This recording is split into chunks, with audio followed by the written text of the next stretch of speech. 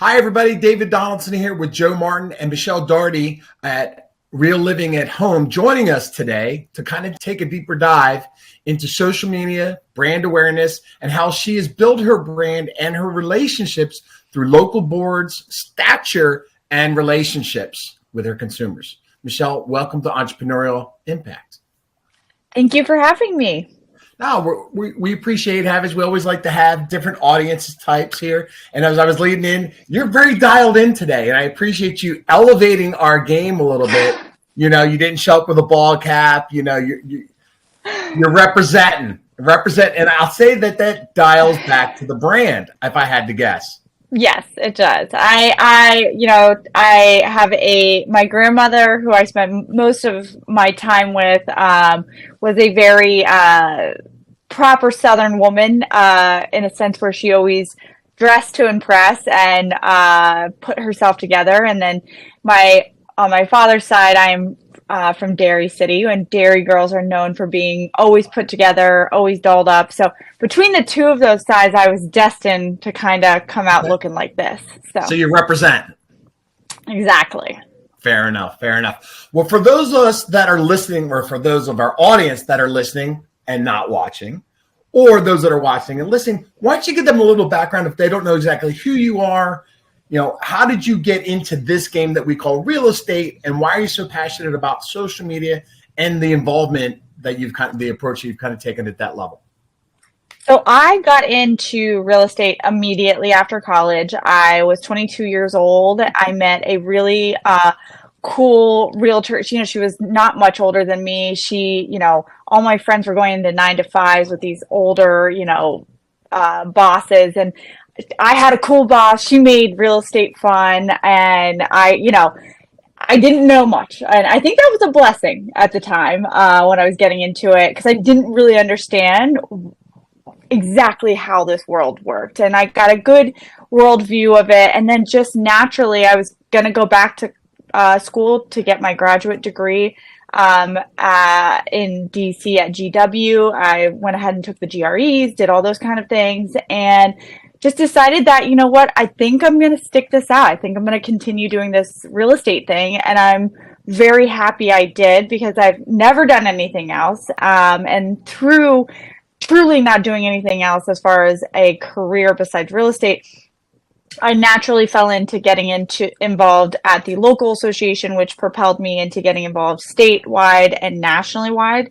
And I think because I was so young, and it gave me an opportunity to provide such a foundation for my family to, a very generous living, and things that I had never really imagined for my family and for my life to happen at such a young age. I was passionate about giving back to the community that's given me so much. And I think that real estate is one of the best career paths for young people to get involved, regardless if they want to, go to college or not. I have seen people who have not gone to college and gone straight into real estate, and they've done phenomenally well. So I advocate for this to be a career path and not just a hobbyist kind of career, because it is truly been an honor to be part of this world. And I'm so grateful that it's, turned out the way it has for me. That's pretty awesome. So what level of impact has the social media side provided? Like, you're coming at this from a little bit different angle. A lot of times when we hear from agents, they're talking about the social side and their relationships to their sphere. You do that, but you're also bringing that, instead of like a local community knowledge, you're bringing the real estate knowledge. How did that connect with you, and how are you weaving that back into your business?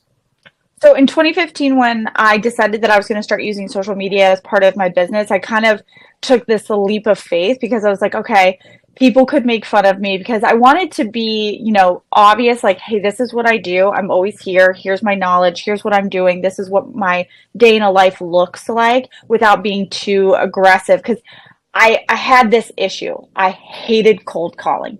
I hated just dialing for dollars. I hated it. I did it. I hated it. I hated my life, and it sucks. Okay. It sucks. And, but I wanted a way to do that without having to do that. Does that make sense? And so I was like, social media can be dialing for dollars, but more authentic interactions versus, hey, it's Michelle Doherty here at Arla at Properties. Have you thought about buying or selling in 2020? You know what I mean? Like that just felt so inauthentic to me, and I wanted it to feel more It's not authentic. so authentic the way you just delivered it, though. Yeah, that sounds so authentic. But I wanted to use that. And I knew I was like, okay, people are going to make fun of me probably, but who cares, right? Like, I just got to like tune that part out and just know that this is a long game and not a short game. And that I may not get direct business out of it in the next 6 months, in the next year, but in the long run, it will pay off. And that was in 2015. And I can for sure say it has paid off for me. And again, I don't look at social media or really any business like venture that I go into, whether it's leads versus what I'm investing for my business. I never look at the short term delivery. I look at the long term because this isn't a get rich quick scheme or business to be in. Anything worth doing is worth waiting for. And this is truly a business that you've got to put those Easter eggs out there. And when they're truly ready, they'll all come home to roost. And I think my year this year is proven that you do the work years in advance. And then at some point, either it all comes at you at one point or it comes through, multiple years. But this year has been really proven that the work I did in 2021, 2022, and 2023 is coming home to roost now in 2024. Oh, I think you're a mute. Yeah, so I got a question for you. You brought up like giving back and having impact through like your business, like in real estate. Let me ask you this direct question. What was the social impact that real estate provided to you through that vehicle? Because you're like, hey, I could have gone back out, more vacation, but you decided to stay in real estate and going, knowing you personally, like I know there's always a social impact and a give back. What did you see real estate as the vehicle for that, like you couldn't have gotten anywhere else? So it was that positive effective change. I know I was helping families build generational wealth, or these people become the first homeowner in their entire family lineage, or getting to be part of this small story of like a small part of that family story where they got married, they bought the house, and then they brought home the kid. That's a pretty intimate part to be a part to play, is being the person that helped facilitate, bring them a place where they're going to bring home their first child, where they're going to raise their family. Or to be on the other side of that, the flip side of it is they're at the end of that chapter, they're downsizing and they're navigating that emotional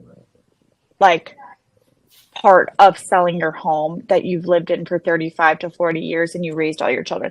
That's really where I was like, oh, I find so much purpose in helping navigate that part. The money is a byproduct. It's being able to be like, it's time for us to move on from this house. We need to downsize, or, I just had this surgery on my back. Like, it's just, I dreamed of being able to stay in this home, but I don't think we're going to be able to, or, we're moving to St. Louis to be with the rest of our family or something like that. It's just being able to be a part of a very intimate part of people's families is just what I found so much purpose in, that really made me excited each day to get up, because as we all know, real estate is not for the weak, it is not for the meek, and it is not for the weary, because there are things that are going to come up. There are going to be people you have to interact with that aren't exactly fun. And you have to hold on to that purpose or that why. I have my own why as far as my family's concerned, but my biggest purpose when I was young and I didn't have my husband, I didn't have children, was I was making a difference, and a positive difference for these people, for these families. I was helping them build generational wealth, change the trajectory of their families' lives in a positive way. Thank you for sharing that one, because I think there's a lot of going back to just entrepreneurial impact, is that as a one person that I think there's huge value in the 1% better every day or 1% impact every day, that the transitional compounding effect of growth for somebody, or the fact that you were able to give a vehicle of real estate that is one of the best vehicles for wealth creation, but it also gives shelter, also gives identity, also gives confidence, also gives a sense of like ownership, right? And in a world where we're shifting to a lot of renting and people don't have a sense of like community, that's the one thing that, provides people to say, you see this, like, I'll use this example because we're in the DMV, is that like you got people like, I'm from Virginia, I'm from Maryland, I would never go to Maryland, I would never go to Virginia, and Maryland's got the worst drivers, no, Virginia's got the worst drivers. But there's this identity. Who would ever say that? Who would ever say? I would never. But so I think the identity that comes from community like that is really awesome. And I think that shifts into the question that we really wanted to bring on the show today, was really the brand identity that you've created in social media to not only obviously position your sales team, but also use that platform for change at the board level, at the national level for NAR, and also just for social impact initiatives that you have that are near and dear to your heart. So I would love to know like how you see social media as, instead of dialing for dollars, as that vehicle to produce your message identity to cause change for the positive. Like, I'd love to see, what does Michelle think about when she gets up on a daily, weekly, monthly basis about the collateral she creates in social media to stay on brand, to push those initiatives? Well, so with social media, I found that from the very beginning, the way it resonates with people and you get the biggest impact, or you get the biggest bang for your buck, is just remaining completely 100% authentic to yourself. Because if you're presenting yourself on social media as one way, but then when you go meet somebody in person, you're a completely different way, you lost it, right? Like you've lost that link in the chain. So I just knew immediately, I'm like, okay, I have to come correct and authentic, good, bad, or ugly. So for me, I know that if I stay true to who I am, again, I'm not everybody's cup of tea, and I know that. I'm a lot to take in, but I know that I'm a couple people's cup of tea, and they are ride or die for me, which is wonderful. And I'm not just a realtor, right? I wear that name proudly. I will probably have it somewhere on my tombstone, but I also love Bravo. I also am passionate about giving back to our community. I'm also passionate about lobbying for private property rights and stillbirth awareness and all these other factions. So there's a lot of parts of me that make Michelle. So I like to bring that to the surface and share all that stuff, because you just don't know what will resonate. Like my OOTDs that I just call it what you want to call it. It's a sickness. I love clothes. I like buying clothes. I like looking nice. I like dressing up. It's an addiction like anything else. I'm not addicted to meth. I'm addicted to wearing nice clothes. There you go. So who would have thought that my OOTDs would be a vehicle to certain people to work with me? Like, never would I have thought that, like, people, literally, I have had people respond from an OOTD that I post, be like, oh my gosh, that's so cute, where'd you get it? Also, like, I need to sit down with you and talk to you about potentially buying a house. Like, just wild to me. Had you told me that like 5 years ago, you'd be sharing your outfits and people would be responding with requests to like sit down about potentially buying or selling their home, I'd be like, you're unwell and I need to check you into a mental hospital. Because how does one translate to the other? But you just never know what's going to resonate. And by making yourself 100% authentic and opening yourself up to all the different parts of yourself that like certain things, sports, whatever, you just don't know what's going to connect with people and what's going to draw people in. And so with that, like, authentic brand awareness, I'm super pink, I'm super blonde, I'm very out there, I like social media, I like Bravo, I like all of those things are well known. With that brand encompassing like all those fractions, I think it's built this like kind of cult community, if you will. And then through that, because they know I'm authentic and they know and they can trust that like what I'm telling them is true, I'm able to kind of be a voice of reason, especially in the midst of all this change. So when, before the lawsuit was completely, we came to an agreement and all that kind of stuff, there was so much hysteria. There still kind of is. But I was, because I've done so much with NAR, I feel very confident about how to navigate this new world. I don't have fear around it because we've been through change before. This is just a different fraction of that change. And also, us here in Virginia, DC, and Maryland, we're very fortunate. We've all primarily understood and navigated buyer agency. So we already have a leg up on, 42 other states that didn't have buyer agency at all. So I think I've been able to calm the masses, or at least the masses that follow me, put accurate information out about what's actually happening and how this is going to work, and disseminate some of the hysteria, if you will, that we're seeing from some of our real estate news outlets about what's actually going on. And so I think that's like kind of what I've built there.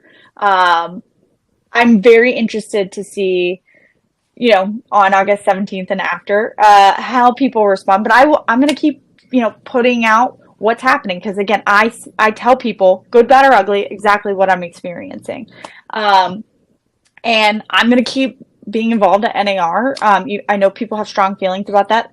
I've heard them directly through my DMs or otherwise. But I feel that we're stronger together. And for me, I think NAR, our state and local association, that's what binds us all together. And you can think that they don't have a purpose, but I promise you, our trade associations are there to bring us together, band us together as one community. And I think more so than ever, we should be leaning into that and not away from it. Yeah, I think you're right. When you look at, now you have the platform, right? And you have the information, and you've been organically and naturally been able to connect with your audience. And that's the thing when we talk a lot of times that you can't force the narrative. You can only be you on social media. Like, you can't replicate other people. And when I look at the conversations that people are trying to have, it's always important for me to say, look, you really need to kind of have to follow others first. And you might have a voice, but you have to find your voice at the same time of what that looks like online. Yes. I know you said it kind of came a little bit naturally to you, but how would you explain that in more detail to somebody that's passionate or has a voice, but doesn't know how to communicate that properly through social media channels? I would say that's a very good question. So that is a very good question. I don't know how exactly. We do strive for those.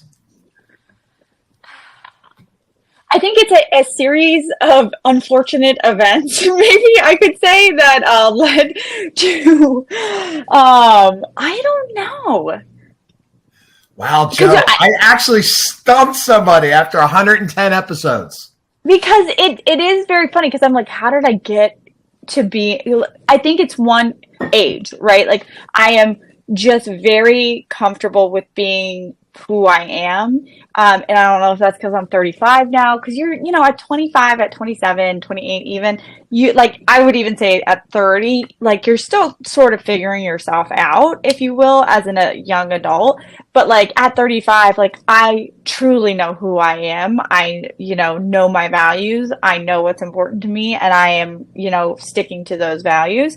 But I think it's just like over time, yes, I think if you go back to my old, content, you could kind of see that I was like stepping in the dark, like trying to figure it out, it's like recreating other people's wheel, which is like our saying, like, don't recreate the wheel here in real estate. 'Cause there's somebody out there who's done it, who's perfected it, just copy paste and make it your own. Right. So I feel like I've done that.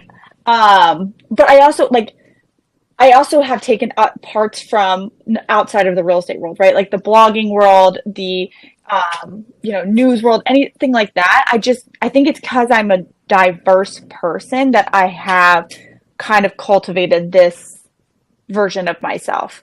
Well, I think you touched on it a little bit there too, because you said you had to kind of work your way through it. Right? Yes. I think that's a scarcity of mindset for a lot of people, that they don't allow themselves the time to grow with the platforms. Yes. Right. They're terrified. Like, it's one thing to kind of be behind the keyboard and post something. But now when we look at reels and stories and pretty much so much video of us being out there now, you really just kind of to go rip that Band-Aid off, jump out, see how it feels, and how does your audience respond, and then go from there. Yeah, no, I think that's 100% because like, for example, I love Chris Perry with Coldwell Banker, but I'm not Chris Perry, right? His content would look weird on me, and my content would look weird on him. You know what I mean? So it's just like, it's one of those things. And his early content, he was also trying to figure it out. Like, there's just certain things that he's really good at that I don't think would resonate with me coming across, right? Like, he can take snippets from MSNBC and be like, this is what this means in layman terms for you living here in the DMV.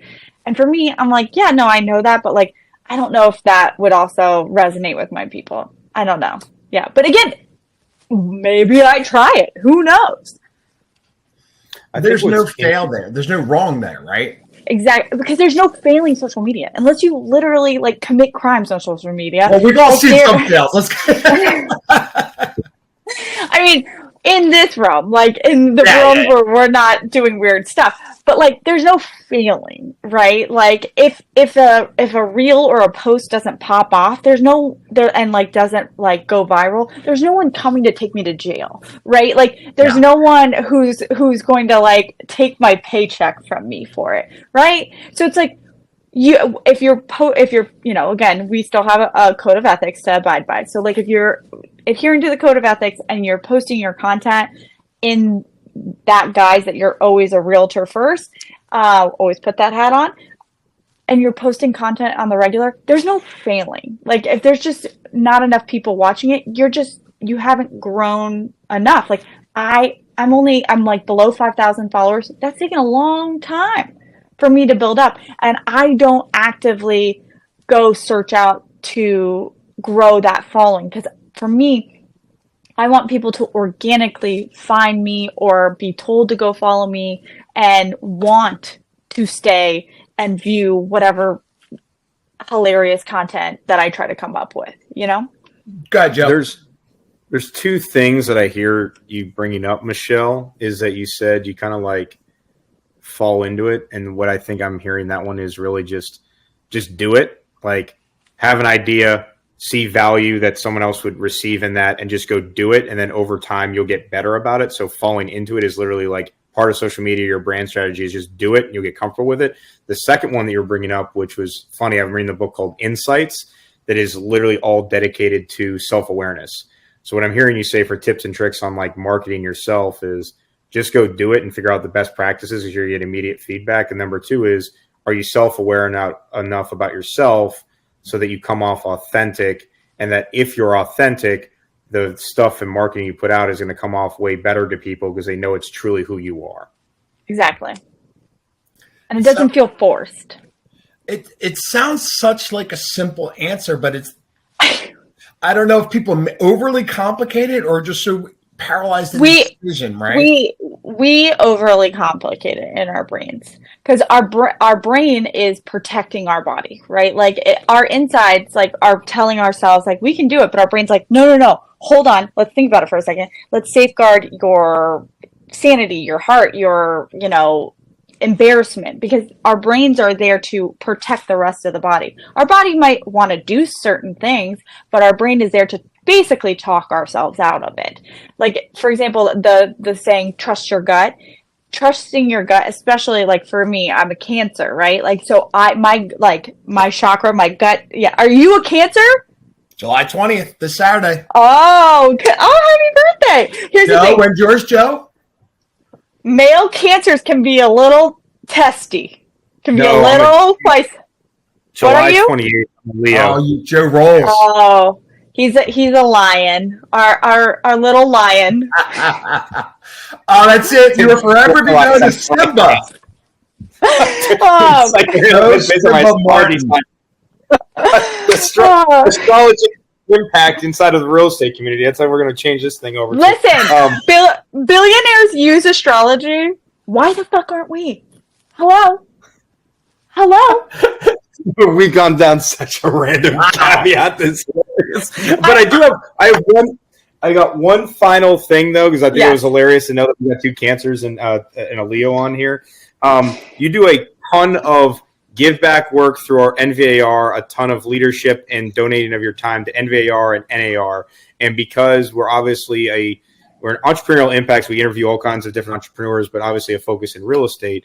And I've got a huge drive to make sure that our board that represents over 12,000 associates in Northern Virginia makes a change and makes impact. As one of those executive level leaders on the board of directors, from Michelle's point of view, what is the one thing that you want to make sure gets changed to impact not only our agents, but also the consumers they serve within NVAR and NAR? Like, if you were to know for one thing that you were trying to champion, change, and impact, what is that our constituents need to know? Young leaders being more involved, and that being a high producer doesn't mean that you don't have the time to be involved, because you will make the time if it means something to you. And I argue that those top producers in our business right now, we need them in executive leadership more than ever. They are in the trenches alongside of us, and they are doing 80% of the deals. And we're going to need that leadership. Not only that they're showing their teams, we're going to need a sliver of that at the association level to steer this ship. It's more important than ever. And I think we're going to see more young leadership come into the fold. I do beg those top producers in our area to just cut out a small sliver of time to be involved in that executive leadership, because this is a hallmark history making time in our industry, and they are going to be leading a lot of it. We also need them in that boardroom, making sure that the ship is also being steered on that front, and making sure that their voices feel heard, because I know that a lot of our top producers don't feel that way, and we want to make sure that they feel they have a home, that their voice is heard, and that the change that's going to happen, they feel confident in. Well, listen, I love that. I love that mindset. And I spend a lot of time talking with people about their mindset around where they are in business, in production, or even being relatively new, and ignoring the obstacles that there are people that have been around then who 10x their business at this point. But the great thing is we all started at the same spot. Exactly. That is lost on so many people with worrying about playing catch up. I'm like, don't worry about that. Plug yourself in, be you, right? Talk to your audience and grow your business, and you'll get there, because it is a business. Yeah. Well, listen, Michelle, I really appreciate you joining us today and having a little fun with us. Happy to. It was so fun.